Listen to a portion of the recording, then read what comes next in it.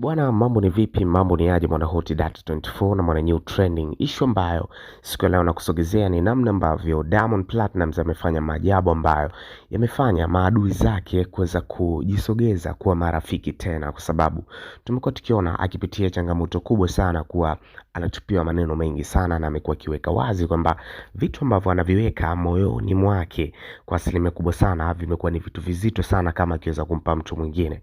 Yani kiatu anachokivaa Diamond Platnumz kiukweli ni kizito kuliko kiatu ambacho anakivaa mtu mwingine, na hii ni kutokana na maneno ambayo anatupiwa, kesi mbalimbali ambazo zinakuwa zinamkuta, maneno ya uzushi mengi sana anakuwa anamkuta na vitu kama hivyo. So baada ya show yake ambayo aliweza kuperform kipande cha London, kwenye ukumbi wa Royal Albert, kiasi cha kwamba alivyojaza watu waliweza kuvibe, akapewa na award ya kuweza kujaza ukumbi ule. Tumeweza kuona amekifanya kitu kizuri. Baada ya kutoka hapa ameenda Manchester, ameweza kuua kabisa na kupiga show moja ambayo ni nzito sana sana, na right now yuko kipande cha New York City ambako huko ana show ambayo anaenda kuipiga kwenye Summer Jam.